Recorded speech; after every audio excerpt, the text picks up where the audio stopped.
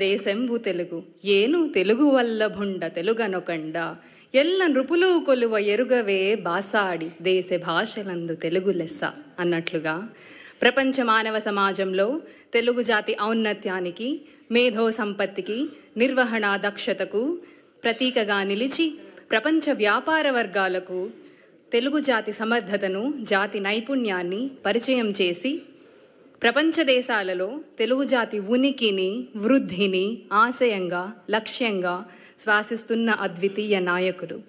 తన ప్రజాజీవిత ప్రారంభం నుండి 4 తరాలను ఇప్పటికే ప్రభావితం చేసి స్ఫూర్తిని నింపి నేటి తరాన్ని వెన్నుతట్టి ముందుకు నడిపిస్తున్న ధీశాలి అపురూప దార్శనికులు ఆంధ్రప్రదేశ్ గౌరవ ముఖ్యమంత్రి వర్యులు శ్రీ నారా చంద్రబాబు నాయుడు గారిని తెలుగు వ్యాపారవేత్తలు, నవయువ తెలుగు ఔత్సాహిక వ్యాపారవేత్తల హర్షధ్వానాల మధ్య ముఖ్య ప్రసంగానికి ఆహ్వానిస్తున్నాము.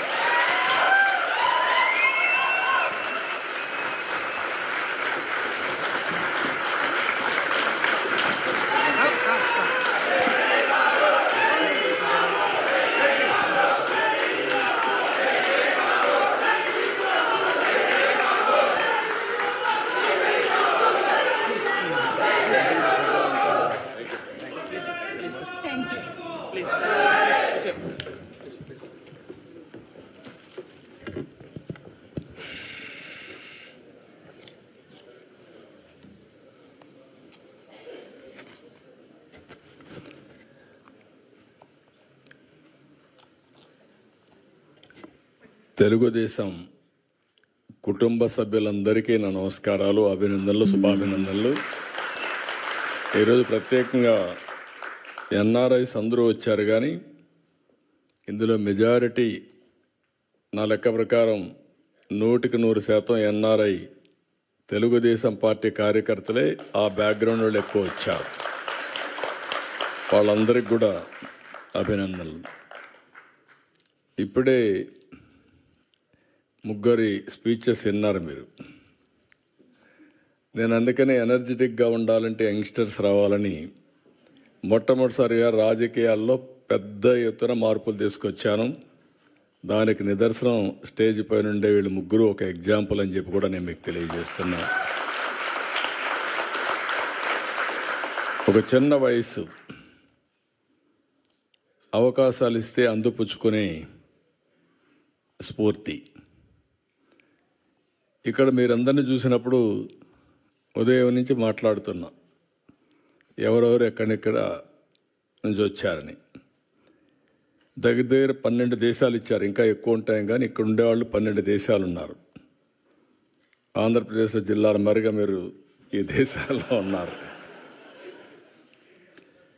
యూకే నుంచి వచ్చారు. చేలు పైకెత్తండి. యూకే వాళ్ళందరూ చేలు పైకెత్తండి. Okay, very good. స్విట్జర్లాండ్, ఎక్కడైతే ఉన్నాం ఇక్కడే. ఒకప్పుడు నేను ఎయిర్పోర్ట్కి వస్తే ఎవరు కనపడేవాళ్ళు కాదు, ఒక్కరు కూడా ఉండేవాళ్ళు కాదు. కాదమ్మా, బిగినింగ్లో మీరు ఎవరు లేరు, 95లో ఎవరు లేరు ఇక్కడ. తర్వాత వచ్చారు మీరంతా. అప్పట్లో ఇక్కడ ఎవరూ లేరు. యూరోప్లో అసలు తెలుగు వాళ్ళే ఉండేవాళ్ళు కాదు, ఇండియన్స్ కూడా లేరు. అప్పట్లో యూరోప్ కూడా ఇండియన్స్ని అలో చేసేవాళ్ళు కూడా కాదు, కన్జర్వేటివ్గా ఉండేవాళ్ళు. ఇప్పుడిప్పుడు లిబరలైజ్ అయ్యారు. అందుకే అందరూ మన వాళ్ళు చాలా తెలివైన వాళ్ళు. ఎక్కడ అవకాశాలు ఉంటే అక్కడికి వెళ్ళిపోతారు. అప్పుడు నేరుగా అమెరికాకి వెళ్ళిపోయారు. ఇప్పుడు అమెరికా నుంచి చూస్తే ఇప్పుడే ఒక మిత్రుడు మాట్లాడాడు, చాలా బాగా చెప్పాడు. బోలెడన్ని అవకాశాలు ఉన్నాయి యూరోప్లో. ఇది ప్రారంభం మాత్రం. మీరు ఊహించనటువంటి అవకాశాలు ఇండియన్స్కి ప్రపంచం మొత్తం వస్తాయి. ప్రత్యేకంగా తెలుగు వాళ్ళు అందరిలో అగ్రస్థానంలో ఉంటారు, దానికి అనుమానమే లేదు మీకు. అయితే అప్పుడప్పుడు నేను మాట్లాడినప్పుడు అనిపిస్తుంది మీకు, ఈయన ఇట్లే మాట్లాడతాడులే, మనం చేసేది ఏముంది, వచ్చాం, విన్నాం, వెళ్ళిపోయి పడుకుందాం అనుకుంటారు. అది కాదు. ఒక పట్టుదలతో మీరు చేయగలిగితే, ఈరోజు నేను ఇదైనా ఒకసారి మాట్లాడతాను. జర్మనీ నుంచి వచ్చారు. చేలిపోయిపోతాను. జర్మనీ ఒకప్పుడు మోస్ట్ అడ్వాన్స్డ్ కంట్రీ, ఇప్పుడు కూడా రేపు కూడా టెక్నాలజీలో. కానీ యూరోప్ మొత్తం ఏజింగ్ ప్రాబ్లంతో మీకు ఎక్కువ అవకాశాలు వచ్చే పరిస్థితికి వచ్చాయి. ఇటలీ చేలిపైగతని ఇటలీ నుంచి ఎవరు వచ్చారు? కొంతమంది వచ్చారు. నార్వే నుంచి వచ్చిన వాళ్ళు చేలిపైగతండి మార్నింగ్ కనపడ్డారు. Sweden, Poland, France, Netherlands, Ireland, Belgium, Austria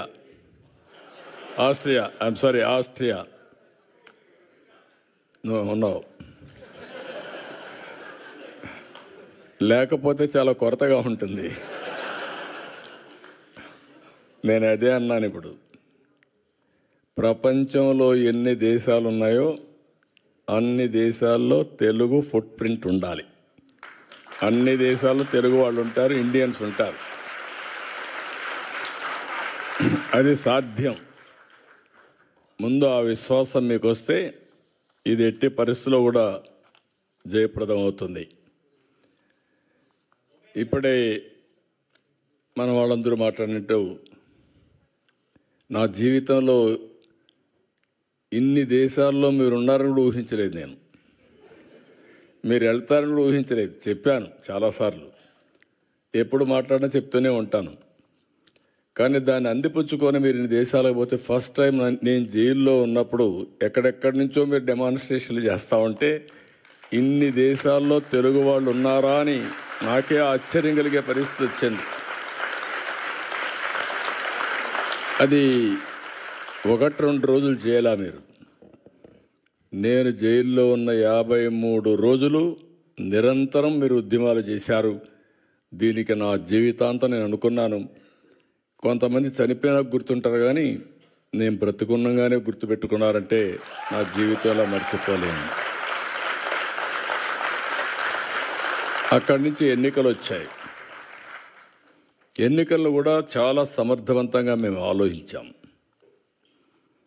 రాష్ట్ర భవిష్యత్తు ఒక పక్క, రాజకీయాల్లో ఉండదగ్గ వ్యక్తి కాని వ్యక్తి ఆ రాష్ట్రంలో ముఖ్యమంత్రిగా ఉంటే ఏం జరిగిందో మనం చూసాం. అందుకని అందరం కలవాలనుకున్నాం. తెలుగుదేశం, జనసేన, బీజేపీ 3 పార్టీలు కలిసి పోటీ చేశాం. పోటీ చేస్తే నాకే ఆశ్చర్యం వేస్తుంది. ప్రపంచంలో ఎక్కడెక్కడి నుంచో వచ్చారు మీరు, నెలల తరబడి అక్కడే ఉన్నారు. ఒక్కొక్కరు మీకు ఎంత శక్తి ఉంటే అంత డబ్బులు ఖర్చు పెట్టి ఎన్నికల్లో గెలిపించారంటే ఇది మా జీవితంలో ఎప్పుడూ మర్చిపోలేని సంఘటన. ఇది అప్పుడప్పుడు చరిత్రలో అనుకుంటాం, కానీ ఇంత స్ఫూర్తిదాయకమైనటువంటి జాతి ఉండడం, నేను ఆ జాతిలో పుట్టడం నా అదృష్టంగా భావిస్తున్నా. అందుకే మళ్ళీ చెప్తున్నా, మళ్ళీ జన్మ అనేది ఉంటే మళ్ళా తెలుగు జాతిలోనే పుట్టాలని చెప్పి భగవంతుని కోరుకుంటున్నా. ఇంకొక విషయం మీరు చూస్తే, చాలా దేశాలు చరిత్రలో చాలామంది నాయకులు పౌరుల్ని తయారు చేయడంలో వాళ్ళు ఒక బాధ్యత తీసుకొని చేశారు. ఒక సింగపూర్ని ఒక ఫిషర్మెన్ విలేజ్ని ఈరోజు మోస్ట్ లివబులే కాకుండా మోస్ట్ అడ్వాన్స్డ్ దేశంగా తయారు చేశారు. ఒక పబ్లిక్ పాలసీలో ఆనాటి పాలకులు లీ కువాన్ యూ. ఇలాంటి అన్ని దేశాల్లో కూడా మనం చూస్తే ఇదే చరిత్ర మనకు గుర్తొస్తుంది. చరిత్ర అంతా నేను అందుకే 95లో ముఖ్యమంత్రి అయినప్పుడు ఆలోచించాను. మన రాష్ట్రం అంతా ఆంధ్రప్రదేశ్ అంటే వ్యవసాయం, అక్కడికక్కడే వ్యవసాయం చేసుకుంటూ అదే పనుల్లో ఉండేవాళ్ళం. మీరు గుర్తుపెట్టుకోవాల్సింది, మీలో కూడా ఎందుకు నేను మాట్లాడుతున్నానంటే ఎప్పటికప్పుడు మీలో కూడా ఒక ఆలోచన విధానం రావాలి, చైతన్యవంతులు కావాలని చెప్తున్నాను. 91లో ఆర్థిక సంస్కరణలు వచ్చాయి. నేను 95లో ముఖ్యమంత్రి అయ్యాను. 93 ఆ ప్రాంతంలో ఇంటర్నెట్ రెవల్యూషన్ వచ్చింది. ఎవ్వరూ చేయని సాహసాలు నేను చేశాను. ఆ విషయం మీరు గుర్తుపెట్టుకోవాలి. మొట్టమొదటిగా సెకండ్ జనరేషన్ రిఫార్మ్స్ నేను ప్రారంభించాను. అక్కడి నుంచి ఐటీకి ప్రాధాన్యత ఇచ్చాను. ఐటీ అంటే ఎవరికి అర్థం కానప్పుడు ఐటీని గురించి మాట్లాడమే కాకుండా ఊరూరులో పోయి చెప్పా, మీ పిల్లలకు డబ్బులు ఇవ్వడం కాదు కావాల్సింది, మీ పిల్లలు ప్రయోజకులు కావాలంటే బాగా చదివించండి, మీరిచ్చే 100 ఎకరాలు 50 ఎకరాలు ₹1,00,00,000 లెక్క కాదు, కొన్ని వేల కోట్లు సంపాదించే తెలివితేటలు వస్తాయి వీళ్ళకని చెప్పి ఆ రోజే చెప్పాను. చాలామంది మీరు చూస్తే చరిత్రలో విలేజ్ నుంచి మండలానికో టౌన్కి వెళ్ళిపోయి పిల్లల్ని చదివించడానికి కాపురాలు పెట్టారు. అంటే నా మాట మీద నమ్మారు. నమ్మిన వాళ్ళందరూ బెనిఫిట్ అయ్యారు, నమ్మని వాళ్ళు మళ్ళీ కొంచెం నష్టపోయారు. అది వేరే విషయం. చరిత్రలో అందరూ నమ్మలేరు. అదే మరి హైదరాబాద్ని డెవలప్ చేస్తామంటే నేను చెప్పా ఏం జరగబోతుందో హైదరాబాద్లో అని. తెలివైన వాళ్ళు ముందుండేవాళ్ళు పెట్టుబడులు అది కూడా చెప్పాను. మీరు కూడా భూమి అమ్మద్దండి అని కూడా చెప్పేవాడిని. ఇప్పుడు అమ్మేస్తే మళ్ళీ విలువ పెరుగుతుంది, అప్పుడు బాధపడతారు, ఏదో అవసరం కొద్దికే ఇచ్చేయమని చెప్పాను. ఈరోజు హైదరాబాద్ వల్ల తెలంగాణ రాష్ట్రానికి దేశంలో నెంబర్ 1 పర్ క్యాపిటా ఇన్కమ్ వచ్చిందంటే ఆ రోజు నేను వేసిన ఫౌండేషనే దానికి కారణం. నేను ఎవ్రీడే మీకు చెప్పేవాడిని. ఫస్ట్ డేస్లో బిగినింగ్లో మీరంతా కూడా ఉద్యోగాలు చేస్తూ ఉంటే అప్పుడంతా కూడా పెద్ద ఉద్యోగాలు లేవు, మీరు గుర్తుపెట్టుకోవాలి. అప్పుడంతా కూడా జాబ్ వర్క్.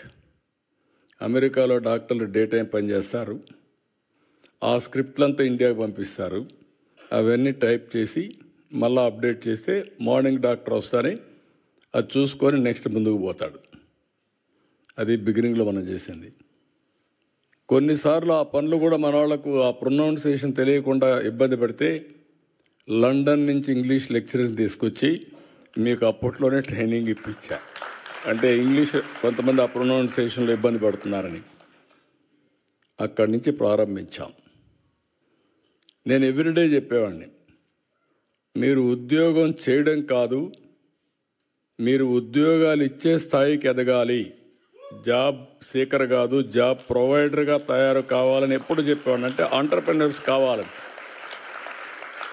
నేను చెప్పడమే కాదు, ఒక 40-50 మంది ఆంటర్ప్రెన్యూర్స్ని నాతో తీసుకెళ్ళి ప్రపంచం మొత్తం వాళ్ళకు చూపించి రౌండ్ టేబుల్ కాన్ఫరెన్స్లు పెట్టేవాడిని. ఆ దేశంలో ఉండే ఆంటర్ప్రెన్యూర్స్ని పిలిపించి వాళ్ళకు నెట్వర్క్ చేసి ఎంఓయూలు కానీ లేకపోతే అనేక విధాలుగా అనుసంధానం చేస్తే ఈరోజు నేను గర్వంగా చెప్పగలుగుతున్నా, సెకండ్ జనరేషన్ ఆంటర్ప్రెన్యూర్స్ దానికి చిరునామా తెలుగు రాష్ట్రాలంటే ఆ రోజు చేసిన ఫౌండేషనే. ఇప్పుడే మా ఆడబిడ్డ చెప్తా ఉంది, ఆ రోజు చదువుకోవాలంటే ఆడపిల్లలు చదివించేవాళ్ళు కాదు తల్లిదండ్రులు.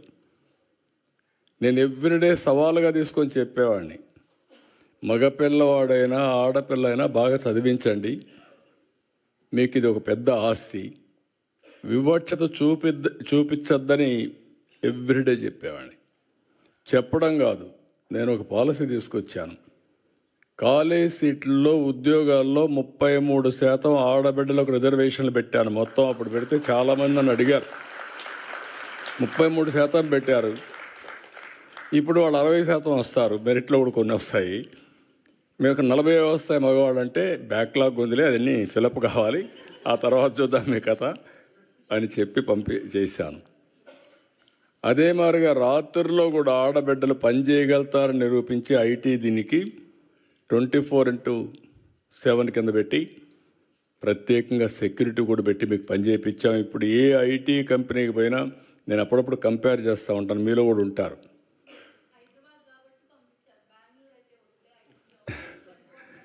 అదేమ్మా, ఇప్పుడు మీరు చూస్తే అప్పుడప్పుడు నేను అడుగుతూ ఉంటాను, భర్త భార్య ఇద్దరు ఐటీ ప్రొఫెషనల్స్ ఉంటారు, ఎవరికి ఆదాయం ఎక్కువ వస్తుందంటే ఏమంటారు, మగవాళ్ళు ఏమంటారు,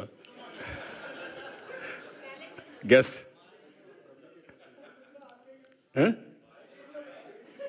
అని కూడా కాదు,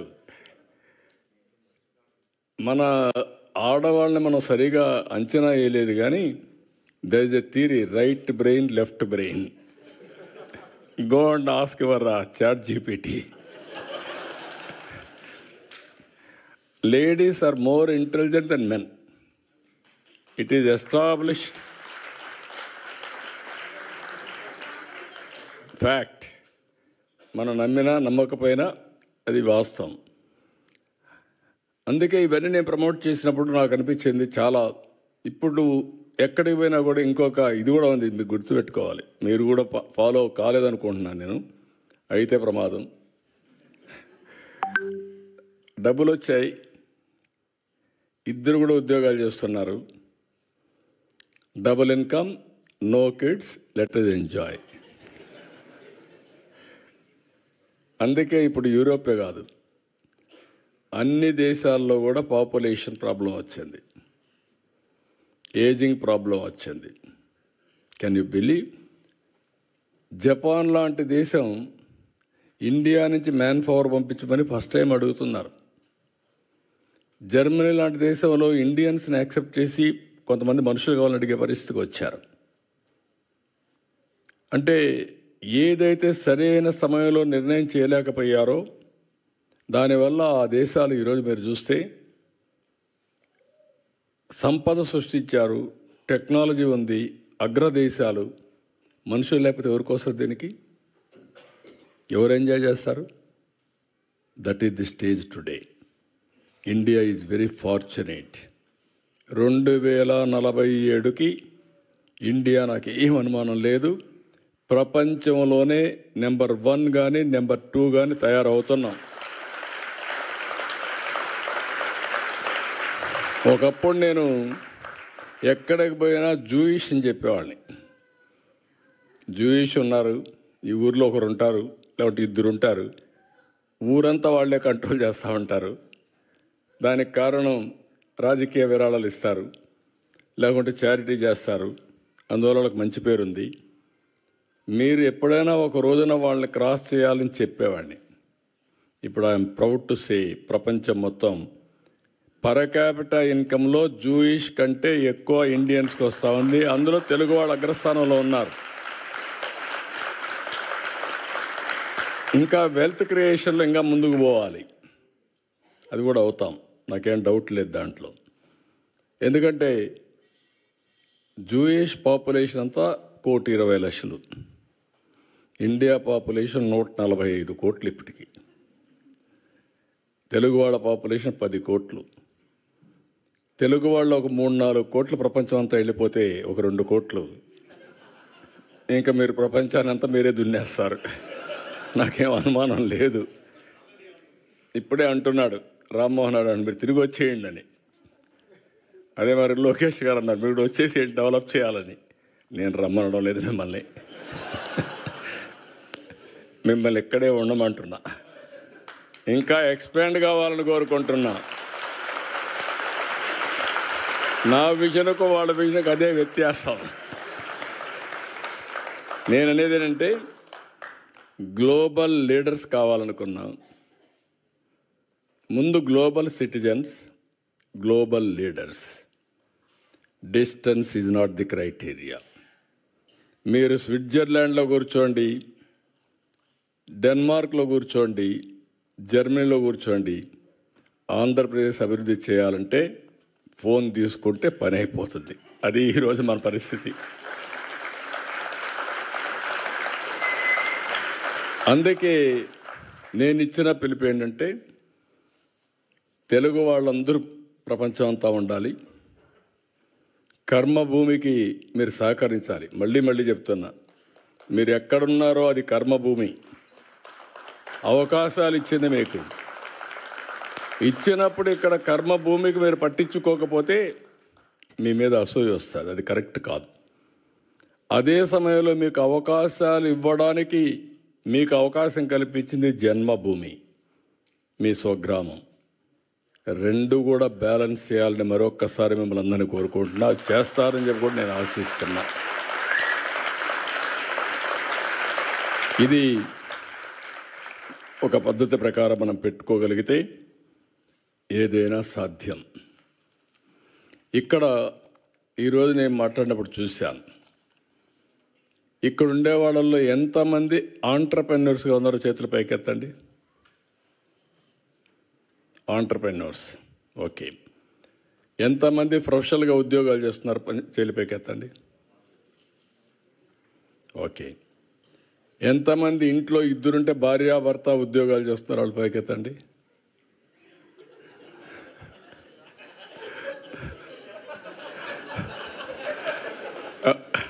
వాస్తవమే, భార్యాభర్త ఇద్దరు ఉద్యోగాలు చేస్తున్నారు. నేను లోకేష్ గారు చెప్పినట్టు నేను ఒక రాజకీయాల్లో కూడా చాలా ఒక రెవల్యూషన్గా చేయాలని నా కోరిక. ఎవరైనా సరే ఏ ఫీల్డ్లో ఉన్నా రాణించాలంటే ఆర్థికంగా ఇబ్బందులు లేకుండా ఉండాలి. అందుకే నేను ఆలోచించింది, రాజకీయాల ద్వారా డబ్బులు సంపాదిస్తే ఎప్పటికీ గౌరవం రాదు. కాబట్టి ఫ్యామిలీ ఎప్పుడు రాజకీయం పైన ఆధారపడకూడదని నేను వ్యాపారాలు చేయాలని బిగినింగ్లో నిర్ణయించి 1-2 ఫెయిల్ అయినా ఫైనల్గా హెరిటేజ్ పెట్టాం. ఈరోజు కుటుంబం గౌరవంగా బతికే పరిస్థితి వచ్చిందంటే అది ఆ రోజు ప్రారంభించిన హెరిటేజ్ అని చెప్పి కూడా మీకు తెలియజేస్తున్నాను. ఎప్పుడు నేను రాజకీయం చేసేవాడిని, మా మిస్సెస్ ఆ కంపెనీ చూసుకునేది. ఇప్పుడు లోకేష్ గారు కూడా రాజకీయాల్లోకి వస్తే బ్రహ్మణి గారు పని చేసుకుంటున్నారు. కుటుంబానికి ఎలాంటి ఇబ్బందులు, ఇది అందరికీ రావాలనేది నా కోరిక. దాన్ని ఎప్పటికప్పుడు ప్రమోట్ చేసిన ఒకసారి ఆలోచించారు, కానీ అది కుదరలేదు. రాజకీయ పార్టీ కూడా ఒక కంపెనీ పెట్టి వచ్చే డబ్బులు రాజకీయాలకు ఖర్చు పెట్టాలని, అది వీలుగాల, అది లాస్ ఒప్పుకోలేదు, అందువల్ల చేయలేకపోయాను. ఇప్పుడు నేను మిమ్మల్ని కోరేది ఏంటంటే, నేను 1 ఫ్యామిలీ 1 ఆంట్రప్రెన్యూర్ అని పెట్టుకున్నాను.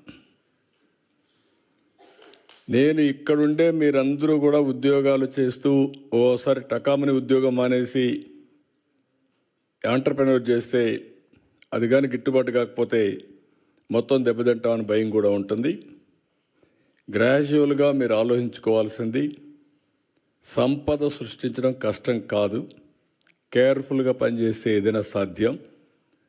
నేను ప్రపంచంలో ఒకటే చెప్తున్నా మీకు, 2047కి ప్రపంచంలో నెంబర్ 1 కమ్యూనిటీ ఎవరంటే, మోస్ట్ పవర్ఫుల్ కమ్యూనిటీ ఎవరంటే, దానికి చిరునామాగా మీరుండాల్సిన అవసరం ఉంది.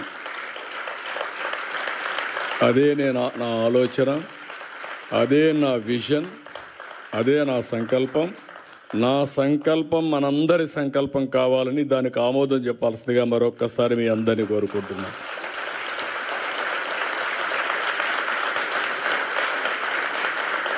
ఒక వ్యవసాయం చేసే కుటుంబం నుంచి వచ్చాం. ఏమీ లేకుండా కూలి చేసుకునే కుటుంబాల నుంచి వచ్చాం. ఈరోజు ప్రపంచం ఎక్కడ పోయినా అక్కడ రాణించే పరిస్థితికి వచ్చాం. ఈ స్థాయి నుంచి ఇంకొక స్థాయికి పోవడం పెద్ద కష్టం కాదు, ఇది మీరు దృష్టిలో పెట్టుకోండి. అదే సమయంలో నేను దీని నెట్వర్కింగ్ కూడా, ఐఎమ్ వెరీ హ్యాపీ. ఇప్పుడు కొన్ని ఎగ్జాంపుల్స్ కూడా మన వాళ్ళు చెప్పారు. నేను ఆ రోజు చూశాను, మీ బలం చూశాను. ఉక్రెయిన్ వార్ డిక్లేర్ చేశారు. డిక్లేర్ చేస్తే ఏం చేయాలని ఆలోచించాం. గవర్నమెంట్ పట్టించుకోవడం లేదు, కేంద్రం చేయాల్సిన పనులు చేస్తున్నారు. తెలుగు వాళ్ళు చాలా ఎంటర్ప్రైజింగ్ కమ్యూనిటీ, ఎక్కడ అవకాశాలు ఉన్నాయంటే అక్కడికి వచ్చేస్తారు. యుక్రెయిన్లో MBBS సీట్లు చాలా కాస్ట్ ఎఫెక్టివ్, మెజారిటీ ఇక్కడికి వచ్చేసారు. ఒకరిని చూసి వచ్చేసారు. ఆ రోజు చూస్తే చాలా భయంకరమైన సిచ్యువేషన్. అప్పుడు నేను పిలిపించారు, రవి ఇక్కడ, NRT రవి ఇక్కడే ఉన్నాడు. ఆయన్ని పిలిపించి అందరితో మాట్లాడి మా దగ్గరుండే నెంబర్లన్నీ తీసుకొని ఒక మెసేజ్ ఇచ్చాం.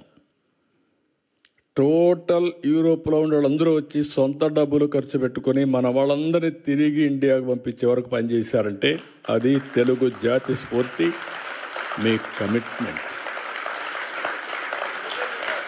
అది నేను ఒక పైలట్ ఒక మాట చెప్తే బ్రహ్మాండంగా చేశారు. కానీ ఒకసారి మోటివేట్ చేస్తాం కానీ, ఇన్స్పిరేషన్ ఇస్తాం కానీ, చేసేవాళ్ళు కూడా ఉండాలి. అంటే మీకు ఒక సామాజిక స్పృహ కాకుండా మళ్ళీ ఎక్కడి నుంచి వచ్చారో ఆ రూట్స్ మర్చిపోకుండా గుర్తుపెట్టుకున్నారంటే చాలామంది మర్చిపోతాం. మీలో కూడా ఒకరిద్దరు ఉంటారు, నాకేంటి, నాకేమొచ్చింది, ఎవరేం చేశారు, నేనే పైకి వచ్చాను అనుకుంటారు. కానీ నేను ఆ రోజు ఇంజనీరింగ్ కాలేజీలే ప్రారంభించకూడదు అనుకొని ఉంటాను అనుకోండి, ఏమయ్యేది? అవునా కాదా? That is the vision I have given. దానికి నేను మీ ఫైల్స్ మోసకపోయాను, మీరు గుర్తుపెట్టుకోవాలి. అంటే ఒక్కొక్క ఇంజనీరింగ్ కాలేజ్ ఫైల్ తీసుకొని, ఒక మెడికల్ కాలేజ్ ఫైల్ తీసుకొని, నాకేం అవసరం లేదు ఢిల్లీలో, వాళ్ళ దగ్గరికి పోయి వాళ్ళకు భోజనం పెట్టి డిన్నర్లు ఇచ్చి అడుక్కొని మీరు మాకు ఇవ్వండి ఇవి అని చెప్పాను. ఎందుకంటే ఫ్యూచర్ చూశాను కాబట్టి ఆ రోజు మీకు చేశాను అవన్నీ. రెండోది, మీరు చూస్తే ముఖ్యమంత్రులు అంటే పెత్తందారులుగా ఉంటాం. నేను బిల్ గేట్స్ని కలవాలా, నేను ఫోన్ చేసి అడిగాను అంబాసిడర్ని, chief minister I want to meet him అని. ఆయన ఎవరిని కలవడం లేదండి, మిమ్మల్ని కూడా కలవడు, రాజకీయ నాయకులతో నాకేం పని లేదంటున్నాడు అన్నారు. లేదు, నాకు పని ఉంది ఆయనతో, ఒక 10 నిమిషాలు ఇమ్మనండి అన్న. సరే, అవసరమైతే మీరు రండి, కాక్టైల్ పార్టీ ఉంది, అందులో జాయిన్ కామన్నారు. నేను వచ్చి కాక్టైల్ పార్టీకి వచ్చి నెక్స్ట్ డే పేపర్లో హెడ్లైన్స్ వేసి ఈయన కూడా పార్టీలో చేరిపోయాడని. కరెక్ట్ కాదండి, ఓన్లీ 5-10 మినిట్స్ కావాలని చెప్పి అడిగాను, ఇచ్చాడు. దానికి 3 రోజులు ప్రిపేర్ అయ్యాను. ప్రిపేర్ అయ్యి విజన్ డాక్యుమెంట్ విజన్ చేసి ఒకటే మాట చెప్పాను నేను ఆయనకి. నా దగ్గర కూర్చున్నాడు ఇదే మరిగా. 5 మినిట్స్ అన్నారు. నేను స్టార్ట్ చేస్తే ఆయన ఇంకేమీ అబ్జెక్షన్ చేయలేదు. 45 మినిట్స్ వి స్పెంట్. అప్పుడు నేను విజన్ ఇచ్చాను, what is India, what is the strength of India in technology అని. ఈ ఎంటైర్ అగ్రీడ్ విత్ మీ. నేనేం చేయాలి మీకు అన్నాడు. మీరు ఏమీ చేయక్కర్లేదు, మీ మైక్రోసాఫ్ట్ కంపెనీ హైదరాబాద్లో పెట్టమని అడిగా ఆ రోజు. అప్పట్లో ఎవరు అడగరు, ఓన్లీ సియాటల్లో ఉంది. ఎందుకంటే మైక్రోసాఫ్ట్ వస్తే ప్రపంచం అంతా అనుకుంటారు హైదరాబాద్లో ఏమీ లేకపోతే వచ్చాడు మైక్రోసాఫ్ట్ పెట్టాడని చెప్పి. అన్ని కంపెనీలు వస్తాయి, ఫ్లాగ్షిప్ కంపెనీ చెప్పి ప్రయత్నం చేశాను, జయప్రదమయ్యాను. ఈరోజు గర్వంగా చెప్తున్నా, ఆ మైక్రోసాఫ్ట్ హైదరాబాద్కు వచ్చింది కాబట్టి తెలుగు బిడ్డ నాదెళ్ల సత్య సీఈఓగా తయారయ్యాడు ఆ కంపెనీకి. That is the elevation, that is the spirit. ఇది ఒక్కొక్కరికి కోరికలు పుడతా ఉంటాయి. నేను ఇంజనీరింగ్ కాలేజీలు కడితే ఎవ్రీ రెవెన్యూ డివిజన్లో ఆ engineering college building biggest building అది చూసి నేను కూడా ఈ కాలేజీలో చదువుకోవాలని చదువుకున్నవాడు మీలో కూడా చాలామంది ఉంటారు. అలాంటి స్ఫూర్తిదాయకమైన కాలేజీలు మనం కట్టాము, అన్ని లాభాలు వచ్చాయి. ఇప్పుడు నేను మిమ్మల్ని కోరేది ఏంటంటే, ఇక్కడి నుంచి నెక్స్ట్ స్టెప్కు మనం వెళ్దాం. ఇప్పుడే లోకేష్ గారు చెప్పినట్టు overseas man power company Andhra Pradesh, Sita శర్మని ఒక అమ్మాయిని తీసుకొచ్చి సీఈఓగా పెట్టారు. స్ట్రెంగ్తన్ చేస్తాం. ఎన్ఆర్టీ రవి కూడా ఇక్కడే ఉన్నాడు. ఒక్కొక్క దేశంలో ఒక ఎన్ఆర్టీ మొత్తం కూడా మీరు మొబిలైజ్ చేసి లీడర్స్గా ఉన్నారు. తెలుగుదేశం పార్టీ ఎన్ఆర్ఐ వాళ్ళు ఎన్ఆర్ఐలో ఉంటారు. ఎన్ఆర్టీలో కూడా మీరు ఉండి ఎన్ఆర్టీని బలపరిస్తే గవర్నమెంట్ పరంగా వచ్చినప్పుడు, ఇప్పుడు నేను కూడా ఒక పక్క ముఖ్యమంత్రిని, ఒక పక్క పార్టీ అధ్యక్షుడిని, ఈ 2 బాధ్యతలు నిర్వహించినప్పుడు that is political governance. Political mandate తీసుకున్నాను, ముఖ్యమంత్రి అయ్యాను. పార్టీ అధ్యక్షుడిగా నేను హామీలు ఇచ్చాను, అవి నెరవేరుస్తాను. పార్టీ కార్యకర్తలు మీరందరూ కూడా పార్టీకి సపోర్ట్ చేసిన వాళ్ళే. మీ రుణం తీర్చుకోవాలి. తగిన విధంగా ప్రతి ఒక్క రుణం తీర్చుకోవడానికి నేను అన్ని విధాల ప్రయత్నం చేస్తున్నాను. అది వచ్చినప్పుడు ఎన్ఆర్టీ ఉంటుంది, ఎన్ఆర్ఐ ఉంటుంది. మూడోది, ఈ 2 చేసిన తర్వాత ఏ విధంగా మిమ్మల్ని ప్రమోట్ చేయాలని ప్లానింగ్ చేయాలి, ఎంపవర్ చేయడానికి. ఎప్పుడు కూడా నిరంతరం ఒక పని జరిగిందంటే ఆ పని చూసుకొని మీరు ఆనందపడిపోతే మీరు అక్కడే ఉంటారు. తూతూగా అంటే ఇన్ ది సెన్స్, ఒక అవకాశం వచ్చింది, ఉపయోగించుకున్నారు, అక్కడికే సాటిస్ఫై అయితే కరెక్ట్ కాదు. అట్లా కాకుండా మనం పవర్ఫుల్ కమ్యూనిటీ, పవర్ఫుల్ వ్యక్తులు కావాలంటే నిరంతరం ఆలోచించాలి, శ్రమ చేయాలి. నేను అందుకే రాత్రి కూడా ఒక అర్ధగంట నాకు టైం దొరికితే రామ్మోహన్ నాయుడు కూడా గట్టిగా చెప్పాను. నేను చెప్పాలని చెప్పా. ఫ్లైట్లో వచ్చాడు. ఫ్లైట్లో వస్తే ఒక గంట చెప్పాను ఏమేం చేయాలి, ఎట్లా చేయాలి.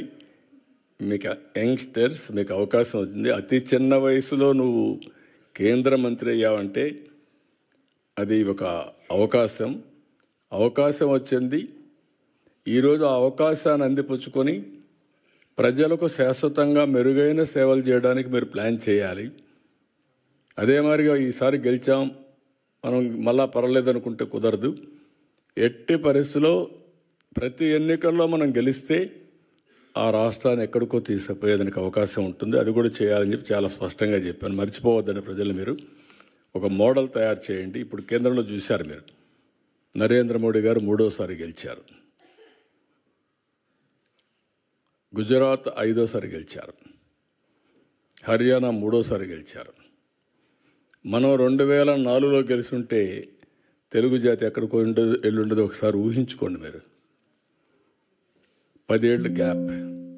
కానీ ఒక అదృష్టం ఏంటంటే వచ్చిన పాలకులు ఆ రోజు హైటెక్ సిటీ ఎవరు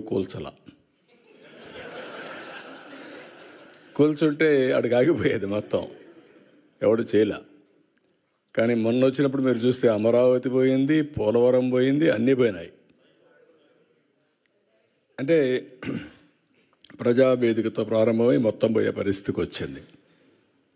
సో ఇక్కడ నేను అనేది ఏంటంటే ఇవన్నీ వచ్చినప్పుడు మనం అందరం కలిసి ఏ విధంగా దీన్ని ముందుకు తీసుకుపోవాలనో సమిష్టిగా మనం ఆలోచించుకొని ముందుకు పోవాల్సిన అవసరం ఉంది.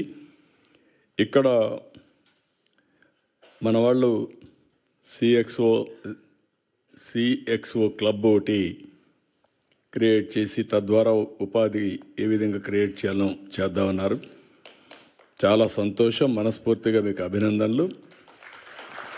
మీకు బలం పెరగాలంటే, మీ శక్తి పెరగాలంటే మీరు ఒక్కరుంటే చాలదు, ఇంకా సఫిషియంట్ నెంబర్ ఉండాలి. కనీసం అప్పుడు తెలుగు కల్చర్ని కాపాడుకుంటారు, మన పిల్లలు కూడా తెలుగులో మాట్లాడుకుంటారు. లేకుంటే మీ తర్వాత మీ పిల్లలు కూడా మర్చిపోయే పరిస్థితికి వస్తారు. దానికి మీరు దోహదం చేయాల్సిన అవసరం ఉంది. నేను దీన్ని చాలా సిస్టమేటిక్గా ఆలోచిస్తాను. 2 విషయాలు ఆలోచించుకొని మీరు వర్కౌట్ చేయండి. నవేడేస్ మీరు వచ్చి ఫిజికల్గా పనిచేస్తున్నారు, ఫ్లెక్సిబుల్ వర్కింగ్ వచ్చేసింది. నాకు ఎప్పుడు పని కావాలంటే అప్పుడు పని చేయించుకుంటా, నాకు ఎప్పుడు టైం ఉంటే అప్పుడు పని చేస్తా. Physical virtual reality. ఫిజికల్గా అవసరమైతే తప్పకుండా driver 1 hour 2 hours 3 hours driving చేయాలి. ఇప్పుడు బార్బర్ ఉంటాడు, సెలూన్కి పోవాలి, 1 hour 2 hours పని ఉంటుంది. 50% ఆఫ్ వర్క్స్ ఒక్కొక్కసారి ఆన్లైన్లో అయిపోతాయి. ఇలాంటివి ఉన్నప్పుడు నేనేం చేద్దాం అనుకుంటున్నానంటే మీరు కూడా కోఆపరేట్ చేస్తే ఆంధ్రప్రదేశ్లో ఇంటి దగ్గర కూర్చొని వర్క్ ఫ్రమ్ హోమ్ అవకాశాలు ఎక్కడుంటాయో ప్రపంచంలో మొత్తం తీసుకొచ్చి ఆంధ్రప్రదేశ్ని ఒక వర్క్ ఫ్రమ్ హోమ్ హబ్గా తయారు చేయాలని నా కోరిక. చాలామంది ఉమెన్ ఉన్నారు, చదువుకున్నారు, ఇంట్లో చిన్న చిన్న పనులు ఉంటాయి, పిల్లల్ని చూసుకుంటారు, వంట చేసుకుంటారు. కానీ ఒక 5-6 గంటల టైం ఉంటుంది. ఆ 5-6 గంటలు కానీ పనిచేస్తే 40,000-50,000 రూపాయలు మినిమం ఆ తెలివితేటలను బట్టి డబ్బులు వస్తాయి. అదే మరి కోవర్కింగ్ స్పేస్ కానీ, ఇంకొక పక్కన జీసీసీ కానీ, ఇలాంటివన్నీ కూడా నాలెడ్జ్ ఎకానమీలో తీసుకుపోవాలనుకుంటున్నాను. ఇన్వెస్ట్మెంట్ ఒక పక్కన, ఇంకొక పక్కన మీరు అందరూ కానీ ఎక్కడికక్కడ వర్కౌట్ చేస్తే ఇక్కడ కంపెనీస్కి అవసరమైతే మ్యాన్ పవర్ని ఫిజికల్గా కానీ వర్చువల్గా కానీ రిక్రూట్ చేసి మనం ముందుకు పోయే పరిస్థితి వస్తుంది. ఈ విషయం కూడా మీరు గుర్తుపెట్టుకోవాలి. రెండోది, అందరూ కూడా ప్రతి ఒక్క ఇంటికి ఒకరు లేకుంటే ఇంట్లో ఉండాలందరూ ఆర్టిఫిషియల్ ఇంటెలిజెన్స్ అడాప్ట్ చేసుకోవాలి. ఒకప్పుడు ఐటీ మాట్లాడాను, ఇప్పుడు మీరు ఏ డెసిషన్ తీసుకోవాలన్నా ఇమ్మీడియట్గా అడగండి. చాట్ జీపీటీని. క్వశ్చన్స్ అడగండి, ఇట్ విల్ ఆన్సర్. అల్టిమేట్గా మీ మైండ్ కూడా స్టిమ్యులేట్ అవుతుంది. ఇప్పుడు ఎవరైనా సరే డెసిషన్ తీసుకునే మునుపు 10 మందితో మాట్లాడిన వాళ్ళు కరెక్ట్ డెసిషన్ తీసుకుంటారు, ఎవరితో మాట్లాడకపోతే తప్పుడు డెసిషన్ తీసుకుంటారు. ఇప్పుడు ఆ పని 10 మందితో మాట్లాడలేని వాళ్ళందరూ చాట్ జీపీటీతో మాట్లాడితే, లేకుంటే ఏఐతో మాట్లాడితే వస్తుంది. నేను కూడా ఆలోచిస్తున్నా, వీలైతే ఏఐ అనేది గవర్నమెంట్ ఆఫ్ ఇండియా కానీ ఆంధ్రప్రదేశ్ కానీ ఎట్లా చేయగలదని తెలియదు, వాళ్ళకి లంసమ్ డబ్బులు పే చేసేసి అది ఓపెన్ పెట్టేసి అందరూ కూడా అడాప్ట్ చేసుకోవడానికి, అక్కడి నుంచి వర్క్ చేయడానికి వీలైతే పెడదామని కూడా ఆలోచిస్తున్నానంటే ఏఐ అనేది ఆ ప్లాట్ఫామ్స్ అన్నీ అందరికీ యాజ్ ఆన్ టుడే ఓపెన్ ఉన్నాయి, కొన్ని పేమెంట్స్ ఉన్నాయి.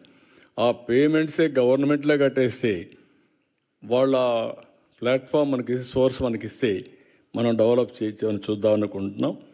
ఇది కూడా మీరు గుర్తుపెట్టుకొని ఏ విధంగా చేయాలో మీరు చేయాల్సి నేను కోరుతున్నాను. ఇంకొక పక్కన ఈరోజు నేను ఒక విజన్ డాక్యుమెంట్ తయారు చేశాను. ఆ విజన్ డాక్యుమెంట్ గురించి ఎక్కువ నేను మాట్లాడిన, ఎందుకంటే మళ్ళీ టైం లేదు కాబట్టి ఫొటోస్ కూడా కావాలి మీకు. మళ్ళీ మాకు అక్కడ ఫంక్షన్ కూడా ఉంది, దానికి ఎక్కువ టైం ఇస్తున్నాం. 2047కి స్పష్టమైన గైడ్లైన్స్ ఇచ్చాను. ఒక 10 ప్రిన్సిపల్స్ పెట్టాను. జీరో పావర్టీ, అదే మరిగా ఉద్యోగాల కల్పన, అదే మరిగా population management, skill development, human resource development, ఇంకో పక్క వాటర్. అందుకే ఇప్పుడు కొత్తగా మీరు చూస్తే గోదావరి నుంచి బనకచెర్లకు నీళ్లు తీసుకుపోవాలనుకుంటున్నా. అది వస్తే పెద్ద గేమ్ చేంజర్గా అవుతుంది, అది కూడా వర్కౌట్ చేస్తున్నాం. ఇంకో పక్క వ్యవసాయం పైన ఎక్కువ శ్రద్ధ పెడుతున్నాం. గ్లోబల్ బెస్ట్ లాజిస్టిక్స్ హబ్గా తయారు చేయాలనుకుంటున్నాం. పవర్లో మీరు ఊహించని పరిణామాలు వస్తున్నాయి. ఈరోజు మీరు చూస్తే ఇంటిపైనే కరెంటు తయారు చేసుకునే పరిస్థితికి వచ్చాం. అదే మరిగా ఈరోజు విండ్ పవర్ వచ్చింది, అదే మరి పంప్డ్ ఎనర్జీ వచ్చింది, గ్రీన్ ఎనర్జీ వచ్చింది. ఇప్పుడు ఆంధ్రప్రదేశ్కి ఒక గ్రీన్ హైడ్రోజన్ హబ్గా తయారయ్యేదానికి అవకాశాలు వచ్చాయి. దీనివల్ల కొన్ని లక్షల మందికి ఉద్యోగాలు వస్తాయి. పోర్ట్లు ఉన్నాయి కాబట్టి మన దగ్గర నుంచి మనం ఎక్స్పోర్ట్ చేసే పరిస్థితి కూడా వస్తుంది. దీనికి కూడా శ్రీకారం చుట్టి మనం ముందుకు పోతున్నాం. నేను మిమ్మల్ని అందరినీ ఇంకా ఎక్కువ టైం కాకుండా పాలసీలని తీసుకొచ్చాం, అన్నీ తీసుకొచ్చాం. ఏ విధంగా మిమ్మల్ని అందరినీ విన్ విన్ సిచ్యువేషన్లో ఆంధ్రప్రదేశ్ అభివృద్ధిలో కూడా భాగస్వాములు చేయాలని నేను కూడా ఆలోచిస్తా. ఫస్ట్ మీరంతా ఎన్ఆర్టీలో మెంబర్స్గా తయారైతే ఒక డేటాబేస్ వస్తుంది. తెలుగు అసోసియేషన్స్ డిఫరెంట్గా ఉండొచ్చు, పర్వాలేదు, కానీ ఎక్కడున్నా మీరు పుట్టినటువంటి జన్మభూమి ఆంధ్రప్రదేశ్ కాబట్టి నేను ఇంకోటి కూడా చెప్తున్నాను, నేను ఆంధ్రప్రదేశ్ గురించే మాట్లాడడం లేదు, తెలుగు బిడ్డగా మాట్లాడుతున్నా. తెలుగు జాతి కోసం పనిచేస్తా. తెలుగువారు ఎక్కడున్నా ప్రపంచంలో వాళ్ళందరూ కూడా ఒకటే అని దీంతో పోతున్నాం. మన తెలుగు జాతి బాగా అభివృద్ధి అయితే దేశం కూడా అభివృద్ధి అవుతుంది. మనం అందరం కూడా ఒక్కసారి ఇది కూడా గుర్తుపెట్టుకోవాలి. ఈరోజు నరేంద్ర మోడీ గారు ఒక డిటర్మినేషన్తో పనిచేస్తున్నాడు. ఈ దేశానికి ఏదో చేయాలని తపంతో పనిచేస్తున్నాడు. వికసిత్ భారత్ ఇచ్చారు, నేను స్వర్ణ ఆంధ్రప్రదేశ్ ఇచ్చాను. వాళ్ళు వికసిత్ భారత్లో భారతదేశాన్ని నెంబర్ 1 చేయాలంటే నేను స్వర్ణ ఆంధ్రప్రదేశ్ దానికంటే అన్ని రాష్ట్రాల కంటే నెంబర్ 1 తెలుగు రాష్ట్రాలు ఉండాలి, ఆంధ్రప్రదేశ్ ఉండాలని దానికి ఒక విజన్ తయారు చేశాను. ఇప్పుడు ఇవన్నీ కూడా అమలు చేయాలంటే మీరు ఎక్కడున్నా మీరు కూడా సహకరించాలి. ప్రపంచంలో ఉండే నాలెడ్జ్ అంతా కూడా మీ దగ్గర ఉంది, మీరు గుర్తుపెట్టుకోవాలి. మీరు ఎక్స్పోజ్ అయ్యారు. ఇక్కడ రాష్ట్రంలో జరిగే డెవలప్మెంట్ మీరు చూస్తున్నారు. డిఫరెంట్ కంట్రీస్లో ఉన్నప్పుడు డిఫరెంట్ కంట్రీస్లో ఉండే బెస్ట్ ప్రాక్టీసెస్ లేకుంటే నాలెడ్జ్ మీకు అందుబాటులో ఉంది. అది అధ్యయనం చేసుకొని ఎప్పటికప్పుడు మీరు కూడా నాకు ఆలోచనలు ఇస్తే ఆ ఆలోచనలు అందిపుచ్చుకొని రాష్ట్రాన్ని అభివృద్ధి చేసే బాధ్యత నేను తీసుకుంటా. ఇంకొక పక్క మీకోసం కూడా నేను ఆలోచిస్తున్నాను, ఏం చేయాలని కూడా మీరు కూడా ఐడియాస్ ఇవ్వండి. అవి కూడా మీరు ఒకసారి చూస్తే ఏదైతే వ్యాపారాలు చేయాలంటే ఎలాంటి అవకాశాలు ఉన్నాయి, మీరు మాట్లాడుకొని చేయడం ఒక ఎత్తు అయితే, ఒకవేళ అవసరమైతే ఒక కన్సల్టెంట్ పెట్టి అవకాశాలు తీసుకొని డిబేట్ డిస్కషన్ చేసి ఒకరికి ఒకరు అందుబాటులో ఉండే విధంగా సహకరించుకునే విధంగా మనం ముందుకు పోగలిగితే అది పెద్ద స్ట్రెంగ్త్ అవుతుంది. నేను ఉక్రెయిన్ ఒక ఎగ్జాంపుల్ చెప్పాను, ఇలాంటి చాలా చేశాం. మనకందరికీ పెద్ద స్ట్రెంగ్త్ మనం కలిసి ఉంటే నోబడీ క్యాన్ డూ ఎనీథింగ్. మొన్న కూడా నేను గెలవడానికి కానీ జైల్లో ఉన్నప్పుడు అందరూ భయపడడానికి కారణం మీలో ఐకమత్యం, మీరు చూపించిన స్ఫూర్తి. ఆ విషయం నేను ఎప్పుడూ మర్చిపోలేను. నేను నా ప్రయత్నాలన్నీ చేస్తాను. ఈరోజు ఇక్కడికి వచ్చినప్పుడు కూడా ఆలోచించాను, నేను నేరుగా దావోస్కి వెళ్ళిపోవచ్చు, అతని ఫ్లైట్లో నిద్ర లేదు, పోయి పడుకోవచ్చు. కానీ ఇక్కడుండే మీతో మాట్లాడాలి. మీరు ఎంతమంది ఆంట్రప్రెన్యూర్స్గా ఉన్నారు, ఎంతమంది ఉద్యోగాలు చేస్తున్నారు, నేను ఒక 10 నిమిషాలు మీతో మాట్లాడితే ఒక 10 మంది అయినా మారతారా అనే ఉద్దేశంతోనే ఈ మీటింగ్కి వచ్చాను. ఎందుకంటే ఇది రెగ్యులర్గా మనం ఇంటరాక్ట్ అవుతా ఉంటే, నేను చెప్పే ఆలోచనలు మీకు ఇస్తూ ఉంటే మీరు కూడా అవన్నీ కూడా ఆలోచించుకొని చేయగలిగితే ఆటోమేటిక్ రిజల్ట్స్ వస్తాయి. ఇంకా దీన్ని మోర్ స్ట్రక్చర్డ్గా చేద్దాం, ఆర్గనైజ్డ్గా చేద్దాం.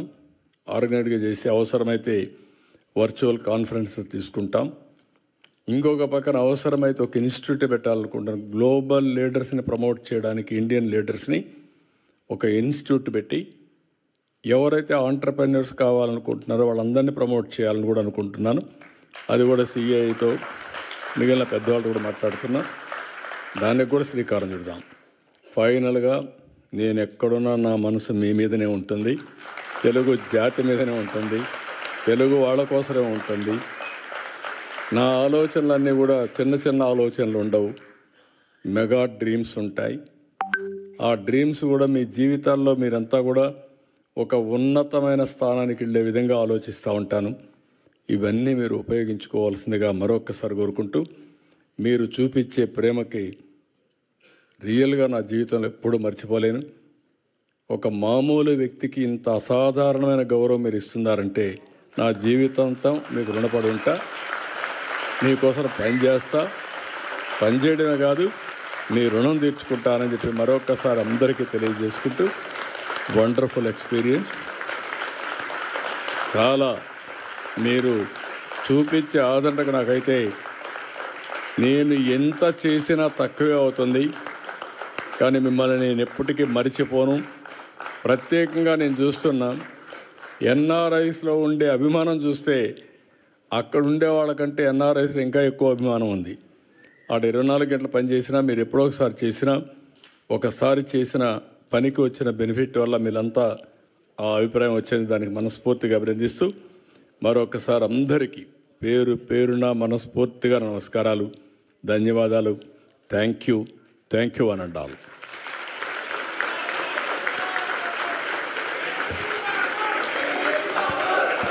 ఒక్క నిమిషం అండి. దీని ముందు మాట్లాడుకున్నాం మనం తెలుగు జాతి ఉనికికి వృద్ధి కోసం ఆయన పనిచేస్తున్నారని. So thank you so much for the speech sir. Finally we'll have vote of thanks by Mr. Yuvraj, Dr. Yuvraj N, Industries Secretary from Government of AP. Post that we'll have the photo session. I request everyone to be please seated. It's a humble request, so please take your seats.